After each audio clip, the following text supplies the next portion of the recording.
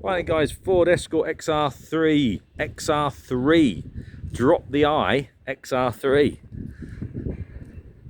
Now I know there's not a lot of difference obviously between a 3 and an I, but when a 3 comes in like this, it always jogs some lovely memories. I can remember I spent all my time at work at garage, every spare minute at the time with the lads, and lived for it, I suppose, like I do now almost. And I can remember, obviously in around 1983 or thereabouts, when these first come out. I can remember one Saturday morning being at work and a local lad pulling up in a red one that he just picked up, and of course we all came out to see it, and bonnet up and underneath it, and we were all looking around it thinking how fantastic it was. And I can remember now the mechanics coming out and looking at it and thinking, a bit technical that, isn't it?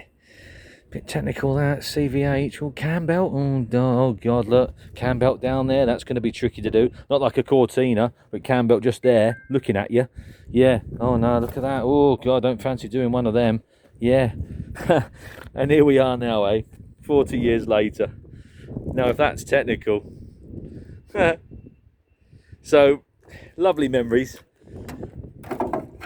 Lovely memories. Whenever I thought, in fact, what I ought to do is just show you around there, don't I, really? Whenever I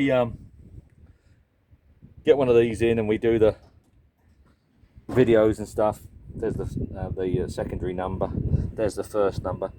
Now, it's a South African car, this, guys. Get more back onto the topic, really, but the reason this car, let's face it, it's an XR3. It's an Escort XR3. Now, if you went into your Ford dealer, all that bonnet's all good, but all that lip's all good. Now, if you went into your Ford dealer in 1983 and said, fancy one of these Escorts, but it's got to do 40 years, they'd just laugh, wouldn't they? 40 years. They'd have turned around and said, you'd be lucky if you get 14 years out of one. About 40 years, you know, you're going to spend the 30 years walking then, aren't you? If it's going to be your last car purchase for 40 years, then you're going to spend 40 years walking. So let's face it, by rights, this car should not be here, should it? You know, a mass-produced Ford Escort of the 80s. So it's a miracle, isn't it? It is an absolute miracle. So on that basis, it's good. It's a right clean little car. It's a right level little thing. Nice inside, clean and smart, very usable. One or two cracks on the dash, as they always did. But other than that, door cards are good, seats are good, carpets are good. 31,000. Obviously, it's done more than 31,000. It might have done 331,000 miles, mightn't it? But so there you are. But it is what it is. Pedals and rubbers are fairly good. A little bit of wear on the steering wheel, a little bit of wear on the gear knob, a little bit of wear in the ashtray. But it's here, and it's up, and it's running, and it's working, and it's driving. And it's got that famous rev counter. I used to love those rev counters. It's got a fault on that. That was a common thing back in the day. Was a fault on your dipstick there. I can remember sitting in one when I was, I don't know, probably 12, 13, 14, thinking, oh, this is the future. I've got to have one of these. And I did. I got one. But that was as rotten as a pair then. Yeah, back in, let's have a look, 72, 82, 82, so 7, 8, 9, 1889, 1989. So in 1989, about 1990, I bought a 1983 XR3i in, I think they called it Calypso, I think it was. Calypso Blue or something like that. And it was as rotten as a pair then. So there you go. So a right level little XR3. Good on the tailgate there.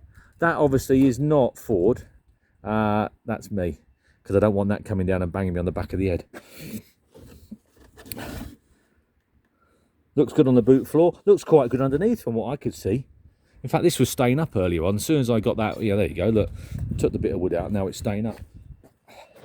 Yeah, as soon as I went to get the bit of wood, it decided to stay up. Typical 80s speakers in the parcel shelf, but not bad. They're nicely put in. You can live with them. From this side, you can see the interior. It's good, really. Door shuts, like I say, are good. Door cards are good. Still on original skin here. I think there was original door skin on the other side as well, wasn't it, from memory? Let's have a quick look round. Yeah, original door skin on there. I've taken some photographs underneath for you, but still quite clean on the lines. Still a bonny looking little car, aren't they? Still got the sticker on the exhaust, so it's obviously had a relatively recent exhaust. It's got a bit of a fuel leak down there by the looks of things. That's going to want sorting out sharpish there. Look at that, I can just see that.